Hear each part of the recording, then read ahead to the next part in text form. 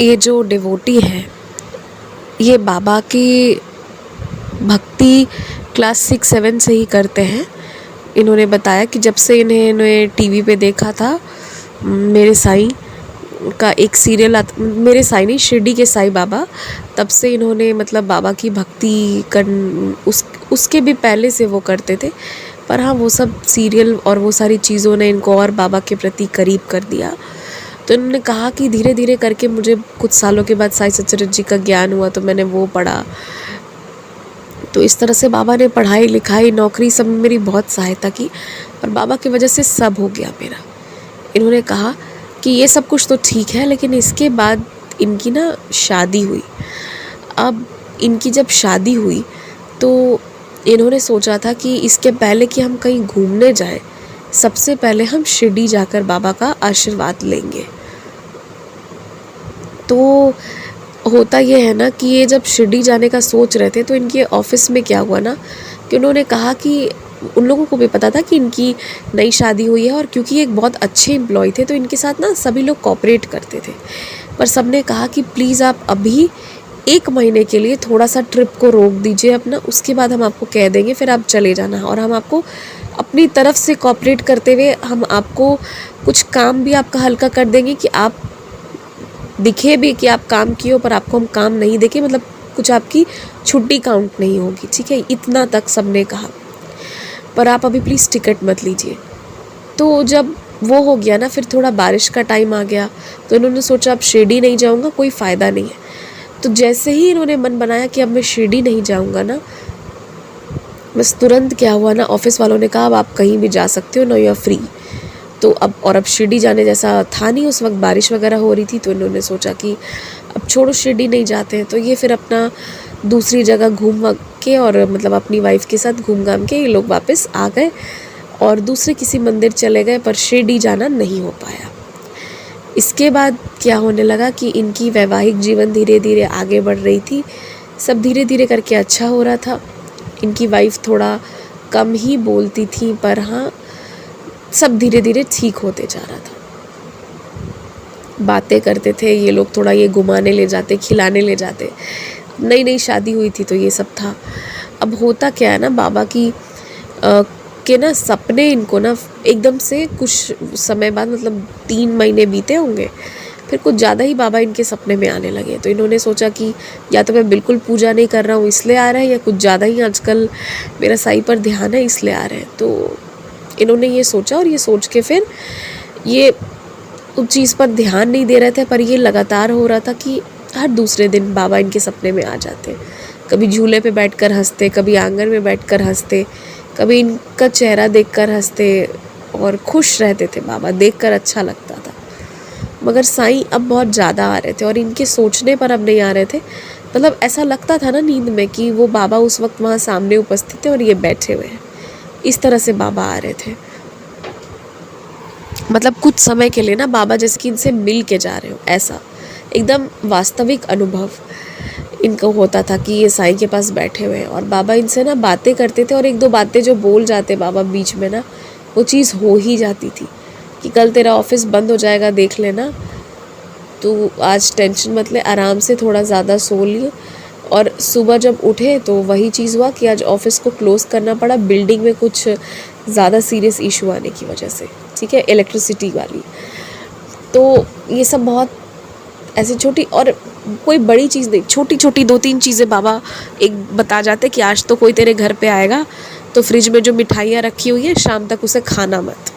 और ये नहीं खाए और शाम होते होते तक कोई गांव से आ गया मिलने के लिए, चाहे कोई रिश्तेदार आ गया, कुछ इस तरह की चीज़ें। मतलब छोटी छोटी 2-3 चीज़ें बाबा ऐसा बोल जाते ना, और फिर वो चीज़ होती थी। तो इससे इनको ये समझ में आने लगा ना कि ये इनके मन का वहम नहीं है कि इन्होंने ज़्यादा सोचा है या ध्यान किया इसलिए बाबा आ रहे हो, बल्कि बाबा सच में इन्हें दर्शन देना चाहते हैं, इसीलिए आ रहे हैं और बात करके जा रहे हैं, वरना भविष्य में होने वाली चीज़ पहले कैसे मालूम हो जाएगी। तो ये जब बाबा की कृपा होती है तभी होता है। तो खैर ये सब चल रहा था। अब इसी सपने में ना जब इनको पूर्ण विश्वास हो गया कि अब तो बाबा ही आते हैं और अपने मर्ज़ी से आते हैं, मेरी मर्ज़ी से नहीं, उसके बाद ना बाबा ने इनसे बोलना शुरू किया हर दम हर क्षण जब जब ये सोते तो बाबा इनकी नींद में आते और कहते शिरडी आ जा, शिरडी आ जा, जल्दी शिरडी आ जा।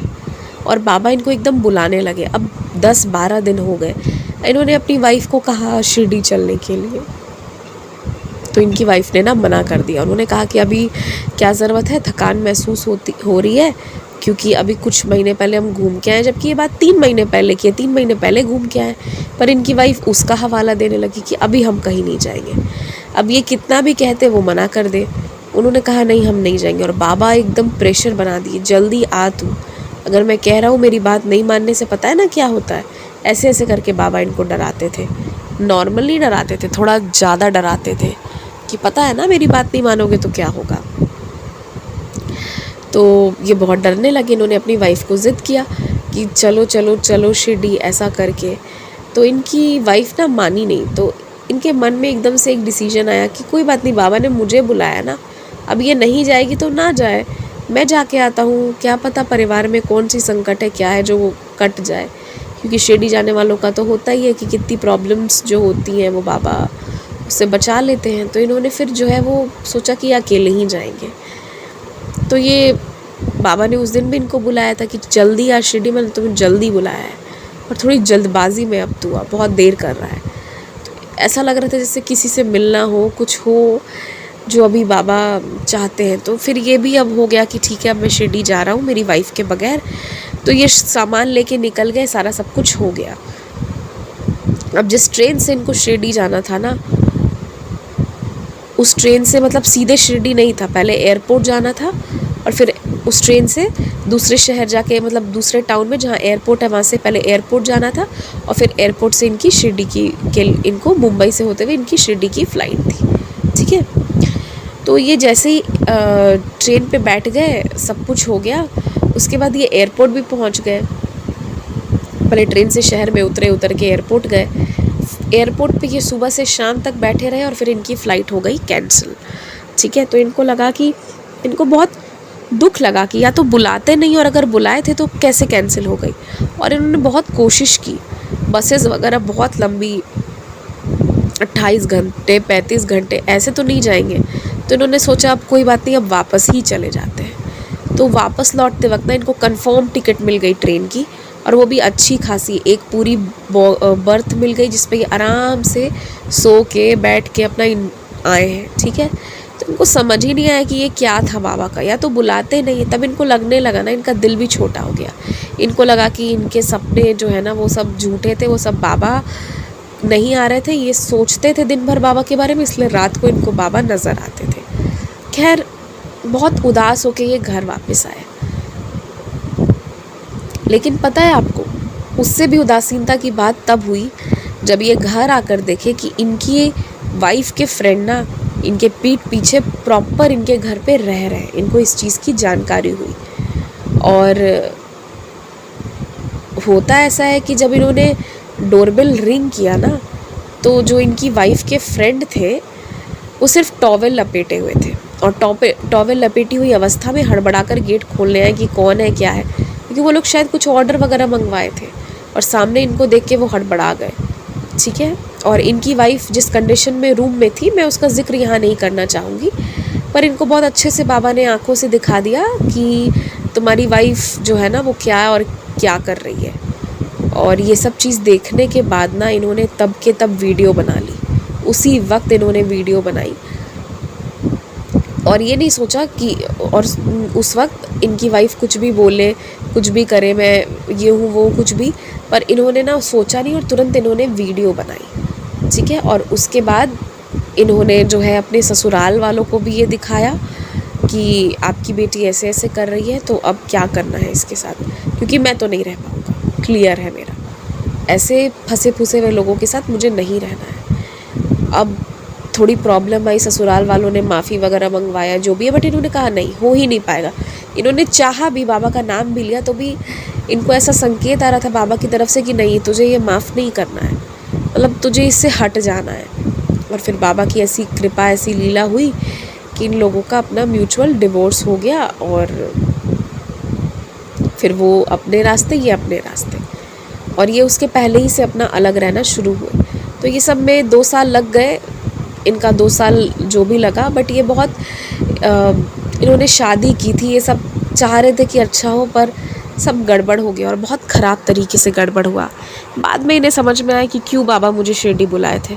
अगर मैं शिरडी के लिए अकेले नहीं निकला होता तो पीछे से अगर ये भी चली गई होती तो इसकी सच तो कभी बाहर आ ही नहीं पाती, है ना, क्योंकि ये दफ्तर जाके तो कभी दफ्तर से बीच से घर नहीं आते थे। वाइफ भी इनकी बहुत स्मार्ट थी, क्योंकि जब ये दफ्तर जाते थे तो वो कभी घर पे उस तरह रखी होंगी कि नहीं इनको नहीं पता, लेकिन हाँ जब ये शहर के बाहर 5-6 दिन के लिए निश्चित गए थे तब तो 3-4 दिन के लिए बुला लिया था। तो जो भी ये चीज़ हुई इसके बाद ना मतलब इनके दिमाग पे इसका बहुत बड़ा इम्पैक्ट पड़ा। इन्हें अब किसी पे विश्वास नहीं होता था। तो भी ये बाबा का नाम, बाबा का भजन करते थे और बाबा में ही लगे रहते थे। तो एक दिन बाबा ने ही इनको इंडिकेशन दिया कि तुम ना हलवा और पूरी और काले चने की सब्ज़ी जो है उसका ना तुम भंडारा करवाओ। तो इनकी सैलरी आई ही थी, इन्होंने सोचा कि मैं अच्छे से करवाता हूँ। अब ये ना और इन्होंने बताया कि ये जिस घर में अपनी वाइफ के साथ आए थे रहने, इन्होंने वो घर भी छोड़ दिया और अब ये एक बहुत छोटे घर में, एक छोटे कमरे वाले घर में रहते थे। Sorry, I am extremely sorry, मेरी तबीयत थोड़ी ठीक नहीं है तो इसीलिए एकदम से खांसी हो गई। जो लोग ईयरफोन लगाए होंगे और जिनके कानों को तकलीफ़ हो गई होगी, एकदम सॉरी। हाँ, तो खैर वापस एक्सपीरियंस पर आते हैं। तो इन्होंने ना वो घर छोड़ दिया था क्योंकि उस घर से बहुत बैड मेमोरी थी और इनका खुद का घर था नहीं वो। तो इन्होंने लोकेशन चेंज कर लिया था और दूसरी जगह रह रहे थे। अब क्या होता है, बाबा ने हलवा पूड़ी का इंडिकेशन दिया था तो इन्होंने अपनी माँ को बताया कि ऐसा ऐसा है, देखो कहाँ से हलवा पूड़ी और काले चने की सब्ज़ी बनेगी। इनके मन में एकदम से बाबा ने डाला। तो ये लोग खोजते खोजते ना इनको मंदिर में ही एक साईं भक्त के बारे में बताया कि उनको आप ऑर्डर दे दीजिए और वो मैडम जो है ना वो बना देंगी। तो जहाँ इन्होंने ऑर्डर देना था वो मैडम ने ना इनको अपने घर पे बुलाया कि आप मेरे घर पे आ जाइए और हम आपको दिखा देते हैं हमारा मेन्यू, आप उस हिसाब से हमें जो है वो ऑर्डर दे दीजिएगा। तो ये उनके घर गए और वो लोग भी ना बहुत बड़े साईं भक्त, एक से एक लीलाएं उनकी लाइफ पे हुई है। मतलब आप समझिए ना कि वो जो डिवोटी थी उनके हस्बैंड प्रॉपर गाड़ी के नीचे आ गए थे और गाड़ी निकल गई, गाड़ी चढ़ के निकली पर उनको एक खरोच नहीं आई। ठीक है, ऐसी बाबा की लीला रही है। ऐसा लगा ना जैसे किसी ने एक हाथ से उनको रोक लिया, सब लोग बाहर के आश्चर्य में। तो इस तरह का मतलब उन लोगों का अनुभव रहा है, बहुत बड़े बड़े अनुभव उनके थे। तो ये देख के इन्होंने फील किया था कि घर में बहुत साई की एनर्जी है। तो ये बहुत खुश थे, इन्होंने खाने वाने का ऑर्डर दे दिया। दे के जब जा रहे थे ना तो उन लोगों ने ज़िद किया कि खाने के लिए रुक जाइए और पूरा फैमिली बैठकर इनके साथ अच्छे से खाया। और देखिए आए तो थे ये खाना ऑर्डर करने, बट अब धीरे धीरे ना ये 2-4 बार मतलब महीने में 2-3 बार चले जाते थे। इनको बहुत अच्छा लगता था और वो लोग भी साई के लिए हमेशा उनका दरवाज़ा खुला रहता था। और ये भी उन लोगों से मिलने का एक बहाना खोज लिए थे कि हाँ मेरा ऑर्डर है 1200 रुपये का, 1500 रुपये का, 501 रुपये का, कि इतना भंडारा करवाना। और वो लोग करते थे, ठीक है। और वो सबसे उनकी अच्छी बात थी ना कि ऐसा नहीं है कि 5000 या 10,000 का ही होगा। बहुत मंदिरों में देखेंगे कि 5000 का डोनेशन करिए या इतने का करिए, उतने का कुछ नहीं। 501 का भी करना है तो वो लोग 501 रुपये के हिसाब से भी लोगों के लिए खाने के लिए खिचड़ी या कुछ इस तरह का बनाते थे, जो कम से कम 20-25 लोग के वितरण करने के लिए काफ़ी हो। तो इस तरह से मतलब वो लोग ना हर राशि को, उनके लिए ये नहीं था कि जब तक 5-10 हज़ार खर्च नहीं करोगे तब तक अन्नदान नहीं हो सकता, क्योंकि वो लोग सच में साईं भक्त हैं। तो अब इनको बहुत अच्छा लगता था। धीरे धीरे इन्होंने अपनी प्रॉब्लम्स बताई, इन्होंने भी अपनी लाइफ की चीज़ें बताई, उन लोगों ने भी बताई, अच्छा बुरा सब बताया एक दूसरे को। फिर करते करते बाबा की ऐसी लीला हुई ना कि 3 साल तो बीत गए यही सब में। पर चौथे साल की शुरुआत में ना वही आंटी जी ने अपनी ही बहन की बेटी से इनका विवाह करवा दिया। और वो फैमिली इनसे भी ज़्यादा साईं भक्त था। तो मतलब फाइनली इनको जो इनकी जीवन साथी मिली वो एक साईं भक्त मिली। उस लड़की की फर्स्ट मैरिज थी, इनकी सेकंड मैरिज हुई, लेकिन इनकी अच्छाई देखकर, इनका स्वभाव देखकर ना इनका विवाह करा दिया था। तो ये है मतलब साई की लीला। आप नहीं जानते हैं साई किस चीज़ से हमें बचाते हैं, क्या करते हैं। और वो जो पहली वाली वाइफ थी इनकी, उन्होंने कहा कुछ होगा लेना देना हमारा, जो वो मेरी लाइफ में आई, इतना टेंशन दिया, मुझे नहीं लगा था कि कभी मैं इंसान बन पाऊँगा जो किसी से प्रेम कर पाएगा। तो यही इन्होंने कहा कि फिर देखिए बाबा ने ही कैसे मतलब अपने ही बच्चे को मेरा जीवन साथी बनाकर भेजा, जो बहुत अच्छी है। तो इन्होंने जो एक समय सोचा था कि अब ये शक करेंगे ही अपने लाइफ पार्टनर पे, पर इतना अच्छा इंसान बाबा ने बना भेजा ना कि शक जैसी कोई चीज़ रह नहीं गई। जो दुख था ना वो ख़त्म कर दिया, इतना प्रेम। तो मैं आप लोगों को यही कहना चाहती हूँ, जो भी लोग अभी सुन रहे हैं, हो सकता है कुछ भी ऐसे आपके लाइफ में हो इस समय जिसकी वजह से आपको आपके प्रॉब्लम बहुत बड़े लग रहे हो। लेकिन देखिए बाबा के जो तरीके हैं और जो बाबा के पास सल्यूशन है ना, वो हम प्रॉब्लम से ज़्यादा बड़े हैं। तो किसी भी चीज़ को लेकर निराश या हताश मत होइए। कोई भी चीज़ लास्ट नहीं है, उसके आगे भी कुछ ना कुछ रहता है। तो बाबा को बोल के ना छोड़ दीजिए, चैन से बिस्तर पर जाइए, आराम से सोइए, खाइए पीजिए, मस्त रहिए। साईं को बोला है, वो सब देख लेंगे। मेरे कहने का अर्थ मात्र इतना है कि अनावश्यक रूप से तनाव मत लीजिए। जब बाबा है, सब देख रहे हैं, डिसाइड कर ही लेंगे, तो क्यों हमें तनाव लेना। इस चीज़ का ध्यान रखिए। जय साईं राम।